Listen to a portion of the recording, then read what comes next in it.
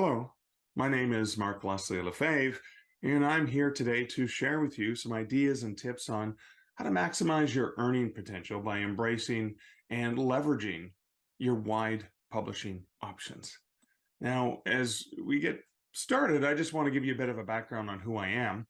I've been in the book industry, started off as a bookseller back in 1992. I've worked in all kinds of bookstores, from mall bookstores, big box stores, indie bookstores, campus bookstores, online bookstores, e-bookstores, etc. 1992 is also the same year I published my very first short story. I'm also a writer. I'm a former president of the Canadian Booksellers Association, board member of BookNet Canada, former director of self-publishing and author relations for Rakuten Kobo, where I created Kobo Writing Life. I work part-time as a director of business development for Draft2Digital, and I've presented on publishing and writing throughout Canada, the US, and the UK, France, Germany, and in Italy. I've appeared on national, local television and radio, print, and as an author, as well as an industry representative. And I self-published my very first book in 2004 under the imprint Stark Publishing. And my very first traditionally published book came out in 2006.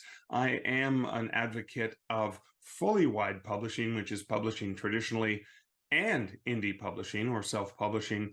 I've edited numerous anthologies, and I am a serial collaborator because I think that collaborating with other authors, collaborating with different publishers, collaborating with platforms, etc., one of the ways that you can expand your reach as an author. Now, what I'm going to do in the next 40 minutes or so is walk through just some ideas and explorations of what you can do with your IP as an author. This is in no ways a authoritative or complete look at what's possible. But what I want you to do as you watch these examples is think about ways that you can leverage similar things in your own writing and publishing career. Ready to get started?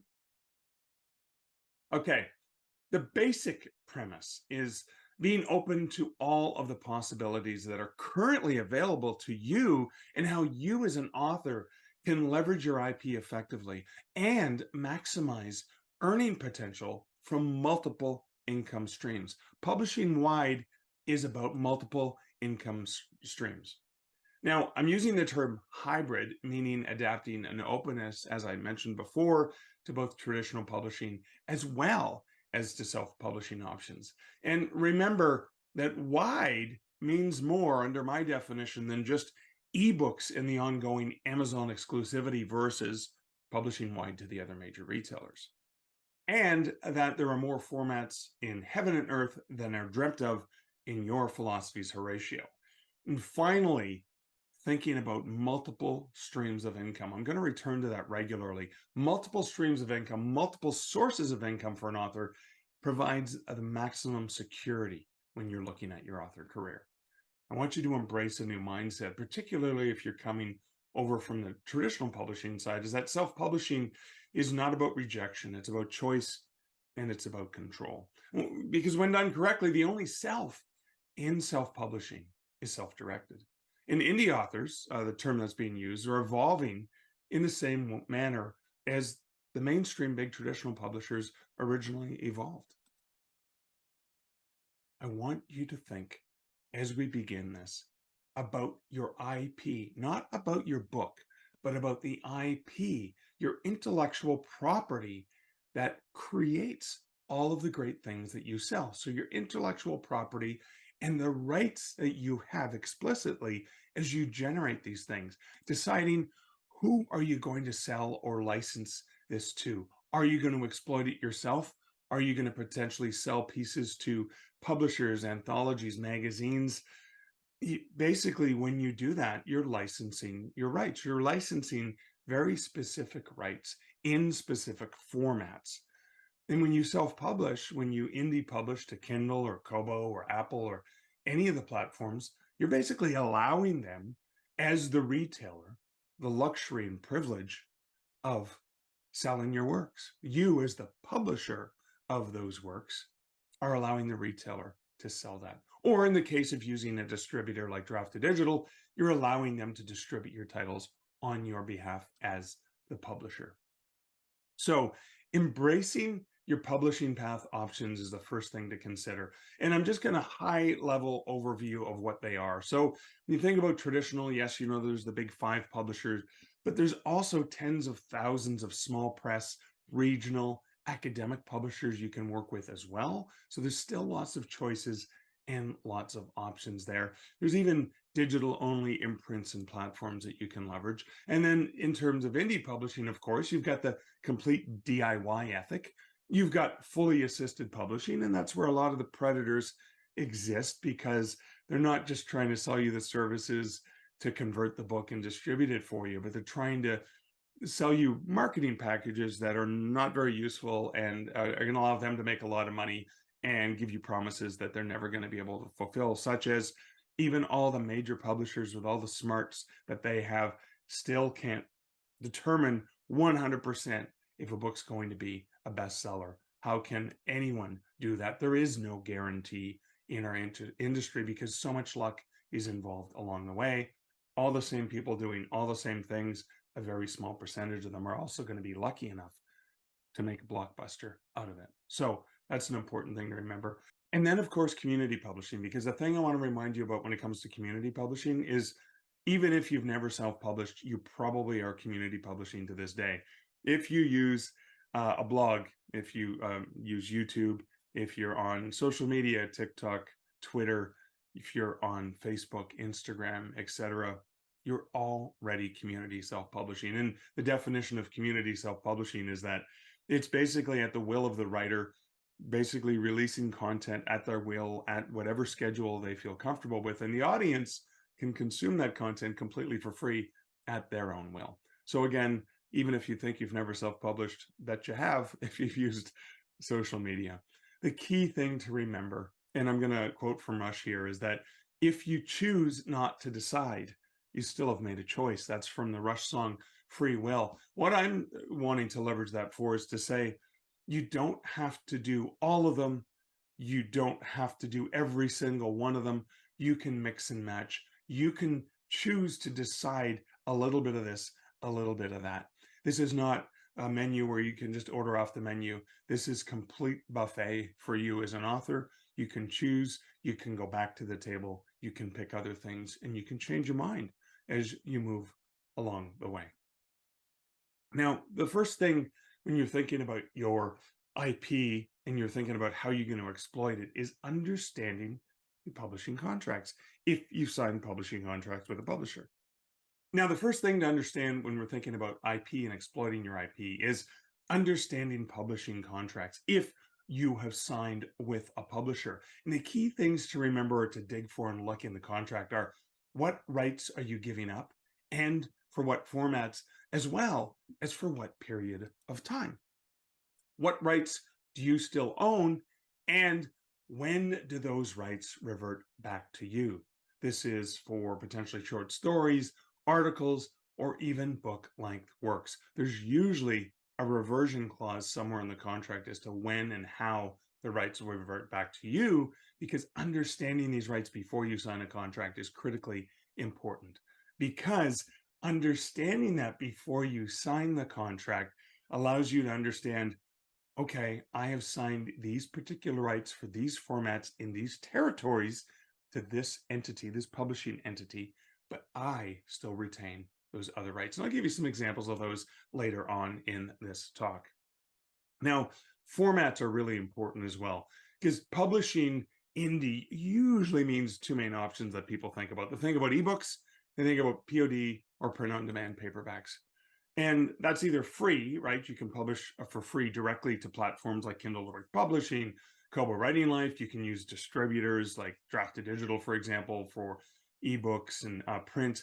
And it's also free for print. So KDP print is free, Draft to Digital print is free, or, you know, for minimal costs, and occasionally as they offer deals, it's, you know, with Ingram Spark to get those out there. But in addition to just print-on-demand paperbacks, you've got obviously trade paperbacks, you've got hardcover, and you've got large print editions. So within formats, there's ways you can continue to exploit your IP because different readers read in different ways. There may be people who I know that ebooks can all be large print because of the way that they work, but there are people who would refuse to read an ebook but would love to have a large print edition. Basically, taking the time using tools like Vellum or Readsy or Atticus for creating large print editions quickly and easily. Put another format of yours out there so you're not just thinking about a single print format. I want you to think about a concept here. This is sort of an idea to throw out there.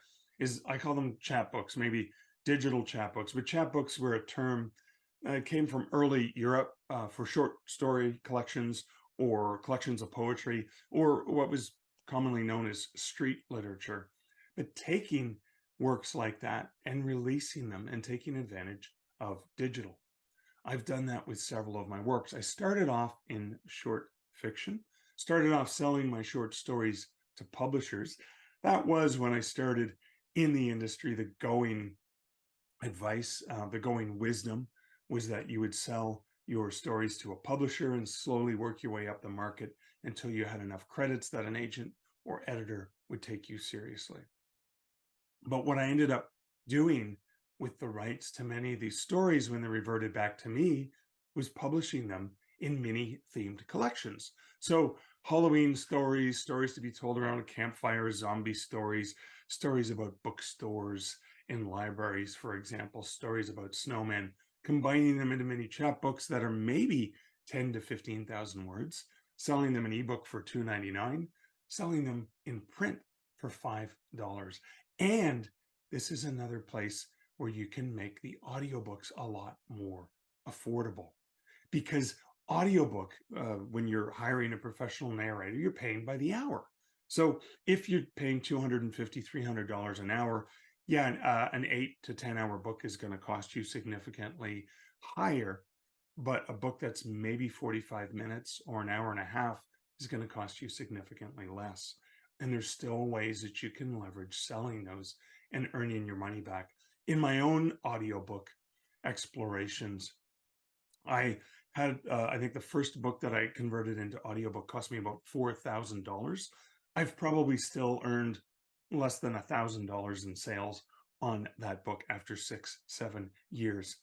But some of the audiobooks that I did that were the chapbook audiobooks that were 45 minutes or an hour and a half, I ended up earning my money back. I didn't make as much when they sold, but I got micropayments, particularly in the cost per checkout model that some of the platforms leverage. So again, another way to exploit those rights. I would also say when you're thinking about formats, consider what you signed with a publisher and what other rights exist. This is just one example. So what you see on the left are 6 of my books that I signed with a traditional publisher here in Canada. They each sell for $25. The publisher controls the price on those. But because they're all ghost story books, because they're all books that are about haunted locations, I had a lot of people ask, how do you do a ghost hunt? How do you do the investigations if you wanted to go and investigate a particular location? What do you do? What's the equipment? What are the legalities, etc.? So I created basically a ghost hunter journal, which is only about 100 pages. It's basically mostly a journal. The introduction, the first chapter, explains some of the details of the equipment, the logistics, the legalities, safety procedures, etc., that you may want to consider when going on a ghost walk. And then, of course, the journal of location and stuff. And then it's got prompts for weather conditions, temperature, etc. Because if you're going to do the recording, you're going to want to have as many details as possible, so you can understand humidity and stuff like that for things like some of the phenomena that happen when you're taking photography and you get orbs, for example. Well, obviously the moisture in the air is going to affect that. So you're going to want to record as much of that as possible. And of course, at the end of the Ghost Hunter Journal, I have, because it only sells for $5 in print, at the end of it, I have the listing of all of my books that are available through most bookstores. But then what I can do with this when I'm at an in-person event, and I'll talk about that later on, is at in-person events. I can combine, for example, Creepy Capital, which is about Ottawa, Canada's capital city. I can combine it with a ghost hunter journal. I can combine it with one of the promotional postcards I've created that shows some of the haunted locations in downtown Ottawa. And I go to the dollar store and I add a dollar store keychain flashlight. I wrap it up in a pretty bow and I call it a summer vacation gift pack that I can sell for $30. It becomes a beautiful themed gift, not just a book and another item that's associated with that book. Here's another way that Shayna Krishnasamy and I basically exploited some of our content from that was published with Dundurn. So we wrote a book several years ago called Macabre Montreal: Ghostly Tales, Ghastly Events, and Gruesome True Stories about Montreal, Quebec, in Canada. Shayna took the photograph that was used on the front cover, and that's from the Mount Royal Cemetery in Montreal. Beautiful place to visit. And when we were working with the developmental editor at the publisher, the developmental editor found several chapters that they deemed too disturbing and thought, because they were about serial killers rather than about hauntings, and decided to leave those on the cutting room floor. So we cut those from the book. But about a year later, after that book came out, we released, through self-publishing, Two Macabre for Montreal, used a different angle of the same tombstone for the cover, very similar fonts, and we did Two Macabre for Montreal, Tales Deemed Too Disturbing for Macabre Montreal. We released it with a link to the full book, and the whole idea is this was only about 8,000 words. It was 3 cut chapters plus an additional chapter that we added on, and we said they were too macabre for the publisher's developmental editor, but for those who are interested, we had this available. Again, $2.99 in ebook, $4.99 in print. And that actually helped us sell more of the traditionally published book. And then for those who loved Macabre Montreal and wanted more, for just an extra few dollars, they could get access to additional material. So again, we exploited that IP that would have otherwise been left on the cutting room floor. Another deal, I signed a contract with iDeath. Canadian publisher owns the rights to that novel. It's a horror novel about a young man who has a death curse, and everyone he gets close to or becomes friends with dies a horrible tragedy death. It's a curse that he has. And so while the rights to the novel have been sold to this particular publisher, I still maintain the rights to the character and the universe, and they don't have any rights to the sequel, etc. So what I did is I released in sponsorship for a conference in Niagara Falls, New York called EerieCon.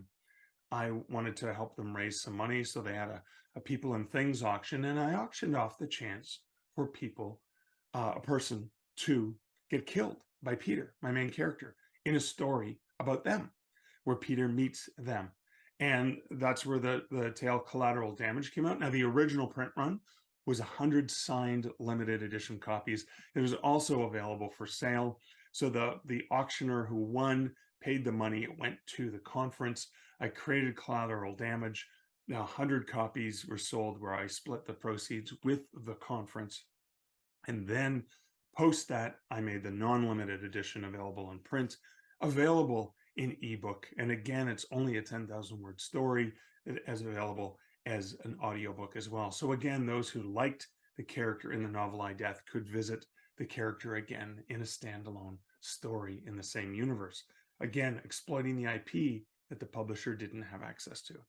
Now, I've talked a lot about audio already, and there's 2 main options for authors to be aware of. There's ACX, which is basically Amazon with exclusivity options, or if you're looking for a wider solution, Findaway Voices.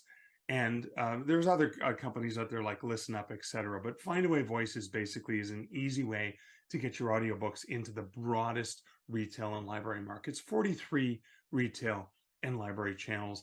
And I've made the majority of my money in audio, not from Audible, but from many of the other platforms, including Chirp Books, which is owned by BookBub, and you can't get into Chirp Books any other way than through Findaway Voices. I have created audiobooks of full-length fiction novels. I've created short stories. I have created digital chapbook audio as well. And the other thing that you can do with audio is through Google Play and through other tools, you can generate AI narrated audiobooks. For example, for one of my nonfiction books for authors, I have the 7 Ps of Publishing Success. It's about 16,000 words. And the full length audiobook is a full priced audiobook, I should say, narrated by me, is available. But there's also two different digitally narrated options that are only 99 cents. So the consumer has the choice.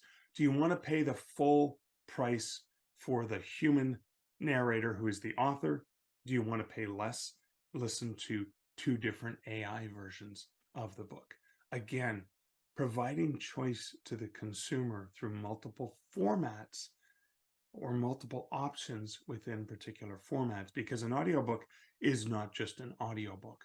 An audiobook can be multicast narrated, it can be single narrated, single character narrated, it can include sound effects, etc. Those are three different kinds of audio. There can be a digital AI narration. There can be numerous types of digital AI narration as well. Now, speaking of AI and audio in different formats, perfect example of audio options is GPS-enabled walking tours. So as I mentioned before, I licensed the rights to several of my books to Dundurn Publishing in Canada. One of those books is Haunted Hamilton, but there's an app called VoiceMap that is out there that is GPS-enabled walking tours.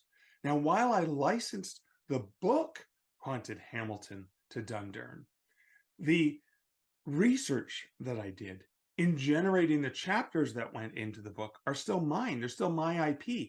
I did the research. I made the notes. I wrote those chapters as one potential format of that IP. I still have all those notes. I still have all those research. I can rewrite a script for a GPS-enabled walking tour of several of the locations that may appear in the book Haunted Hamilton and release them as a downtown historical ghost walk of Hamilton, Ontario. And the way it begins, well, I'll let you listen to the way that it begins. You are now standing in front of the large red brick facade of Hamilton Armories. My name is Mark Leslie, and I'm the author of the book Haunted Hamilton. I'm a local area author and often refer to this book as my love letter to this beautiful city. This 2-kilometer walking tour will take approximately half an hour and will guide you past some of the haunted and darker spots in the downtown core. It will contain ghosts, local history, and fun and eerie trivia.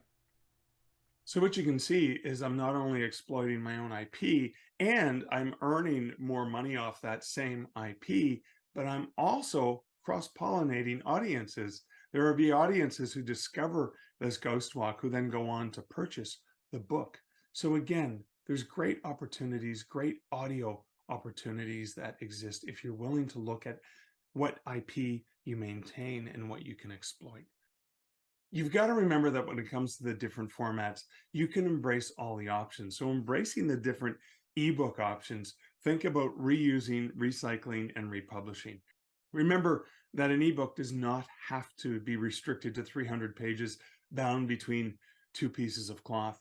You can put short fiction up there. You can do mini collections. You can sell reprint rights to other markets. You can self-publish them into themed collections. You can do the same thing with nonfiction articles. The choices, the options are all there for you. Now, foreign language is yet another opportunity for you. There will probably be some AI tools that make it a lot more affordable right now, but right now the challenge with foreign language is you not only have to have it rewritten in the language, you have to have it re-edited in that language and re-proofread in that language. And for most authors who aren't making a lot of money, it's very cost prohibitive. It can cost anywhere from $8,000 to $12,000 for a properly done foreign language edition.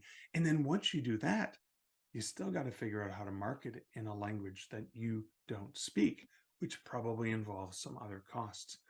But welcome to the stage, Canadian author Douglas Smith. who is a writer primarily, and does have novels, and he's a brilliant writer, but primarily he got his start and made a significant amount of money and a name for himself in selling short science fiction stories. Now, he's come up with methods and ways to sell the rights to a story he already sold in English to a foreign language publisher. And he's been published in dozens of languages around the world. Not only do they pay him for those rights, but they pay for the writing and the editing in the new language. And many times with the contracts, the rights revert back to him and he can resell the reprint rights in foreign language.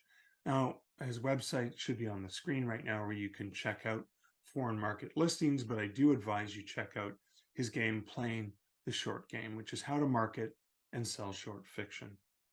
Now, BabbleCube is a place where you can find translators, but you've got to be careful because almost anyone can hang up their shingle there and call themselves a translator. What you really need is if someone's going to try and do something for you on BabbleCube, is you really need someone who can read English and that language and judge the quality of the translation. So they're not just using some really crappy AI generated foreign language translation. Now, as I said, the cost for those translations will probably come down thanks to leveraging AI, but it will still require a knowledgeable, intelligent, editorial pass human writer who can actually make it work in that new language. Now, just thinking about your books in general, embrace global sales. Global sales are fantastic. Now, yes, Amazon is the world's biggest bookstore and it dominates the US market, has a significant share of the UK market, but platforms like Apple and Kobo and Google have a very decent global presence, and especially throughout Europe and countries where Amazon doesn't even have a retail platform. Smashwords, for example, is available in more countries around the world than the Amazon store is. So if you think about the big retailers, you've got Kindle, you've got Apple, you've got Google, you've got Kobo, you've got Nook, and perhaps you even have Smashwords. But you also have retailers in other territories like Tolino in Germany and Viblio in France. You have other platforms that exist like Scribd, not to mention the global retail and library platforms that are so much smaller, but you can get to through places like Draft2Digital, through Kobo, and in audio, for example, through Findaway Voices. Now, speaking of global, it's really important, especially if you're publishing your books wide, the ones that you control, as well as the ones that are through a publisher. And I'll show that in just a second.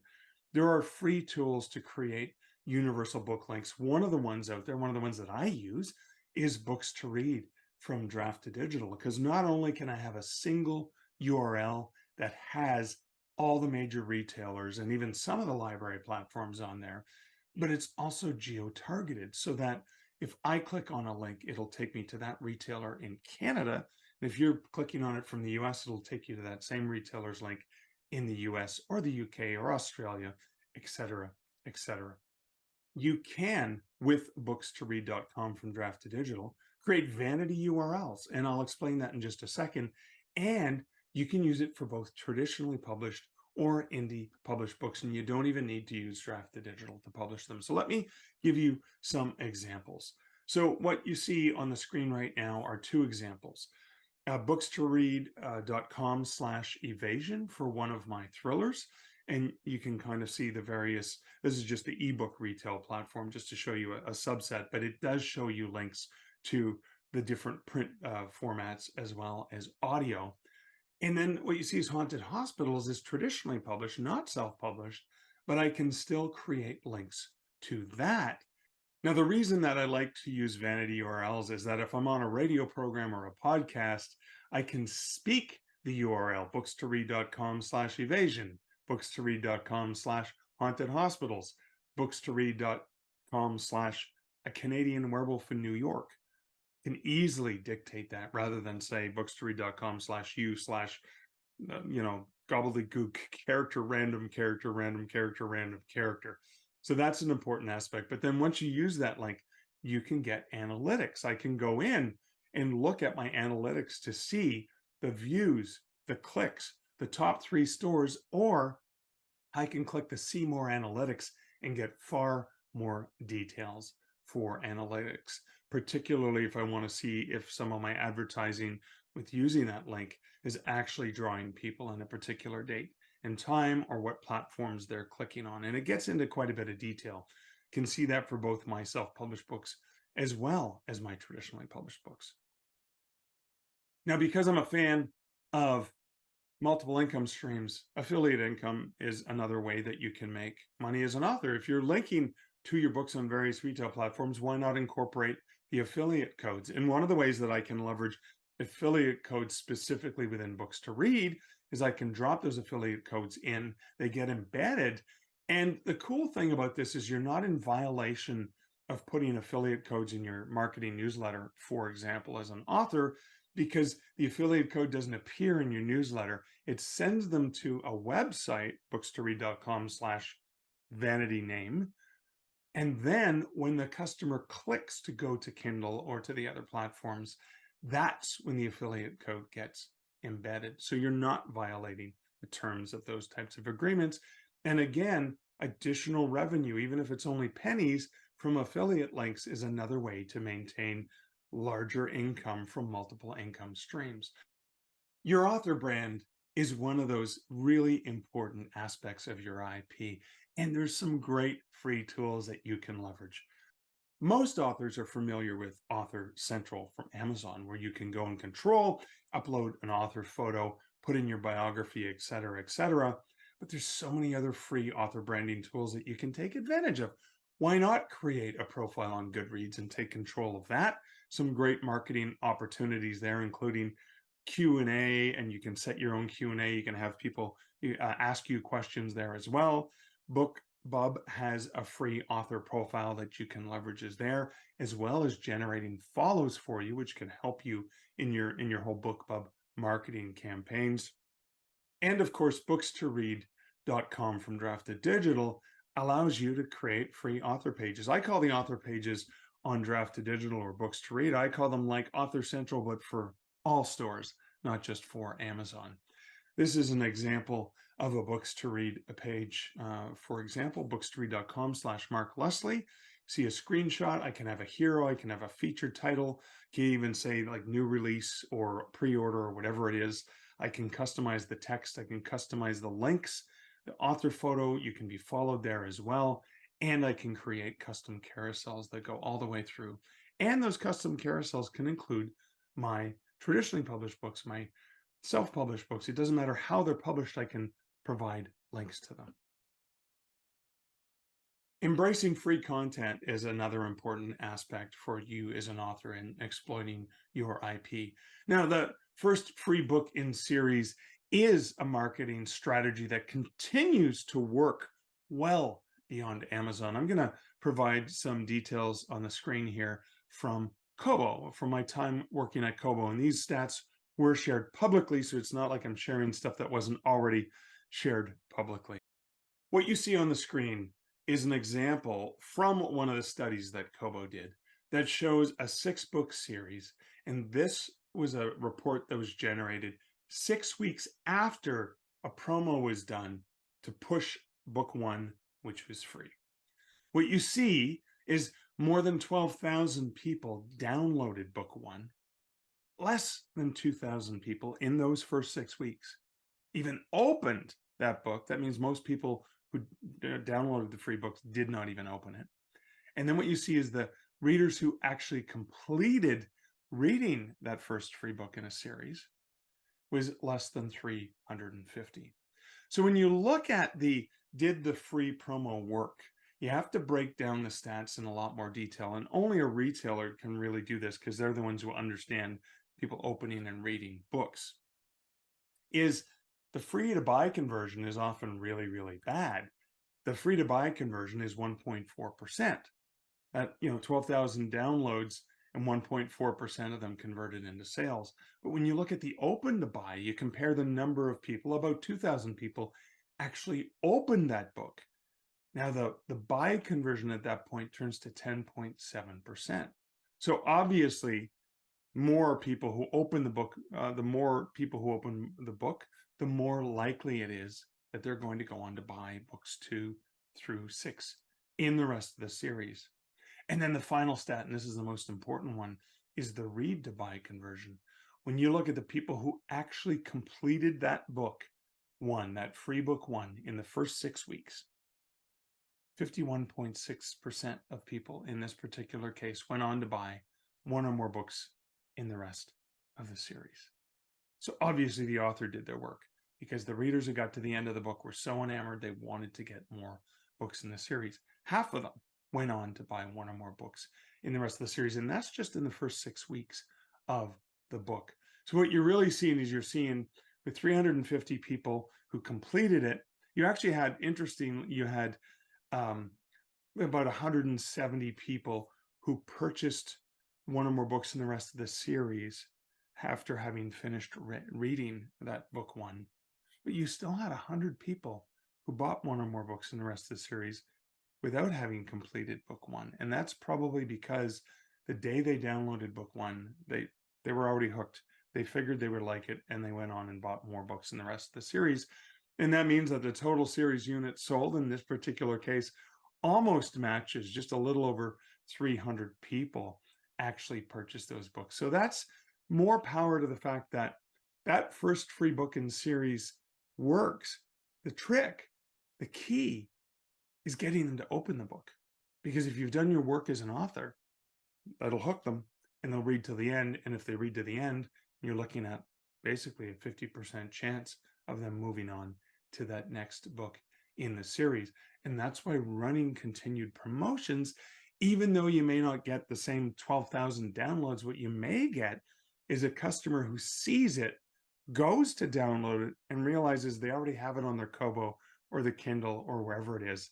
And seeing it that second or third or fourth time is what prompts them to open the book. And therein lies some of the magic on continue free promos.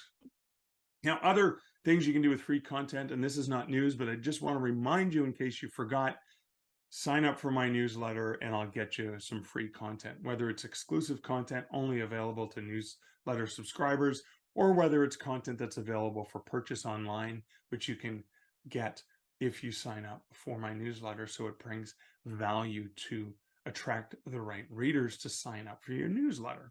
Because having access to those customers, having access to people, does not put you in a reliant position on the retailers. You can inform the readers. And this becomes particularly important as you continue to expand your ability to sell direct. Now, the other thing you're going to want to use with your newsletter, or even with getting people to download your stuff for free on the various platforms, not just Amazon, is getting reader reviews, because reader reviews are so critical on every retail platform out there. You're going to want to expand that as much as possible. And sometimes giving away content allows people to read it and then review it. We talked a little bit about selling direct, and that's a whole thing that you can do. And there are great webinars on selling direct, but at a very high level, you can, for ebooks, leverage tools like BookFunnel. You can use PayHip, PayPal, you can use Shopify, etc. You can use BookFunnel as well for audiobook sales, for selling direct. And you can do print in person, or even through tools like BookVault. But selling direct not only puts more margin in your hand, gives consumers another choice, and does not make you reliant on any particular retailer. It helps expand the way that your income is coming to you. I've done relatively well embracing in-person selling, and that would be going to local Comic-Cons, going to local conventions, even going to local craft and artist fairs in my region, where I may be the only book seller there. I may be the only author there. So most of the people who are interested in reading are probably going to gravitate over to me. I've set up tents outside of breweries at places like this.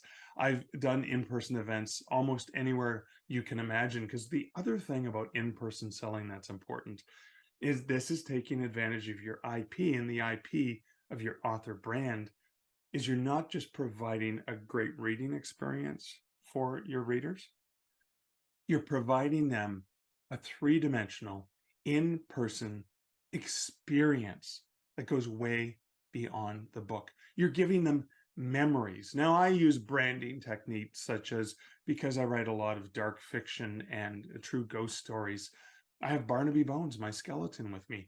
Often have friends or partners who will dress up and be in cosplay to help sell my books. There's a photo of Liz when she dressed up as a spooky haunted nurse when I was releasing the book Haunted Hamilton, and she walked around. I think that was Hamilton Comic Con with the book in hand, handing out bookmarks to promote the book and let people know that the author was here and could sign copies if they were interested in it. But that in-person selling is a distinct marketing opportunity for you to really become part of that community and give the reader that extra experience that they can't have just reading your book in paper, listening to your book in audiobook, or reading it on an ebook reader. And that sets you out, and it puts you closer to mind, because perhaps they read your books years ago and then they see you in person. They have a conversation with you. You become a real person to them, and that can lead to more sales down the line. Another thing that's important about your IP as an author and the author brand is embracing your specialty. Canadian science fiction author Robert J. Sawyer does this remarkably well. What he does when he's researching for science fiction books is they're usually based on near real-time science fiction premises, where he takes a look at something going on in science and says, what if just this one thing were true? For example, in his Wake, Watch, Wonder trilogy, what if the internet developed a consciousness? Because of the number of digital connections that the internet has, is almost the same number of neurons that we have in the brain. What if something happened to give it a consciousness? And that's the premise. And so when Rob is doing media presentations or talks about his novels, he isn't just talking about the novel. He's talking about cutting edge science and technology. And he's very, very fascinating. Now, that cutting edge science and technology is a core part of his books, so he can use the book as an example. But he doesn't come off as a, hey, everyone, listen to me talk about my new book. He's coming off as a, hey, everyone, here's what's going on in science right now. Here's a speculation that I'd love to talk to you about. Oh, and here's an example of how I use that speculation in fiction. So it's a much larger conversation. We talked a lot about retailers, but what we didn't really talk a lot about was libraries and embracing access to libraries, because in the library market, customers don't have to pay. If you were formerly in Kindle Unlimited, there was the belief that your readers had that they didn't have to pay, but they were paying a corporation a monthly fee for the privilege of getting access to your books. But anyone, anywhere, not somebody who's paying a single corporation a monthly fee, can have access to your books for free through the library. It's the perfect prescription for getting over that Kindle Unlimited addiction that somebody has. You can embrace libraries digitally and get into libraries and get your books available in formats, print, audiobook, and ebook around the world by leveraging platforms like Draft2Digital and, of course, platforms like Findaway Voices. Those are just two of the major ones. A quick note for Canadian authors who are watching this, and my apologies to those outside of Canada. Well, okay, my apologies to American authors, because there are 36 countries around the world that have a public lending rights program. I'm going to use the Canadian one at publiclendingright.ca to say, if you have books that are available to be purchased by libraries, you need to check out your country's public lending right. Canada has one, and 35 other countries around the world has one. The US does not, as of the fall of 2023, yet have a public lending right program. It's definitely a way for you to earn additional revenue off of your books appearing in public libraries. And just so you know, I get a multi four-figure check every year from the good folks at the Public Lending Right program. And that's thanks to the Writers Union of Canada petitioning with Canada Council for the Arts. And I love the fact that this check comes in every single year at about the same time that we may be booking a tropical vacation, because the money that comes in pretty much pays for an all expenses week for two of us down in some tropical region. Comes in around the right time of year for that perfect bill to come in. But this is another way of getting additional revenue for your works that are available through the local public libraries for folks outside the US primarily. Bundles and collaborations are another way that you can generate income. I regularly am part of story bundles where I can take one of my books and mix it in with a whole bunch of other authors and make it available on a platform outside of those major retailers. Again, another revenue stream on a title that may already exist to be available on the retailers, but now I'm suddenly making different income. I've created exclusives for a story bundle as well, so you can't get it anywhere else. And then after that's over, I may recycle that in some other content. Even collaborated with authors via various tools, including draft to digital collaboration tools on anthologies and other types of projects. Because when you collaborate with authors, you're each taking all of your marketing efforts and you're basically saying, hey, I'm part of this thing. And maybe half a dozen other authors are also sharing with their audiences that they're part of this thing. And you're reaching audiences you couldn't reach on your own. When you sign a contract with a publisher for a book, for example, you're usually signing to rights for that book in particular formats in particular territories. But if you signed a deal where the publisher has not exploited the rights beyond a particular country or two, you can still leverage digital tools to do it yourself. So, for example, Canadian author C.C. Humphreys, who has published numerous books with major publishers around the world, one of his more recent titles, Chasing the Wind, was purchased by Penguin Random House of Canada, and they only purchase Canadian rights. But Chris has customers and fans in dozens of countries around the world.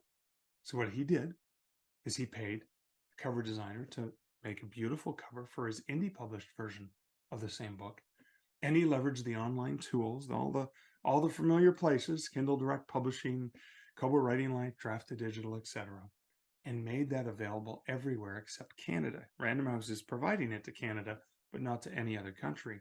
So he made those books available in other countries around the world as a chance of exploiting his IP.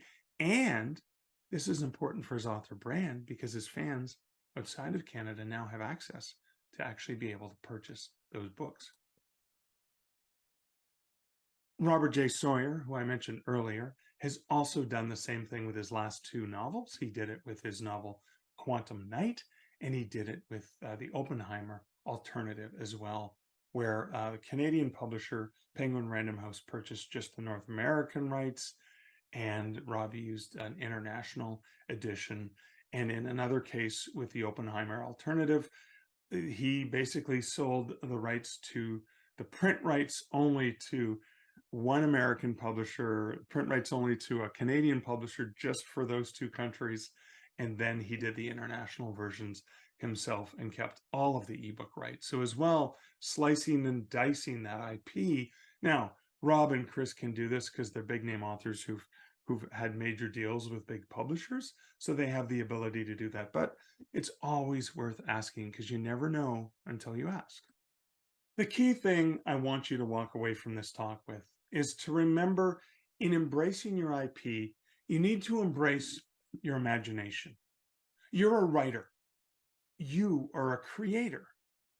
You're imaginative, and you, maybe from watching this, maybe from other things you see and hear, you will discover new ideas, new experiments. You will be the champion and the pioneer of your very own path. I hope you found something inspiring. I hope you saw some examples and your own imagination empowered you to come up with ideas that fit better for your plans, for your goals, for your long term strategies for success as an author. I want to thank you for giving me your time today to share some of the ways that I think you can exploit your IP and maximize your income. And I hope that you take some of these ideas and you chew on them and you adapt some of them into your own. And I'm positive you're going to come up with even better ways that work best for you as you go on your own unique path to author publishing success. Thank you very much.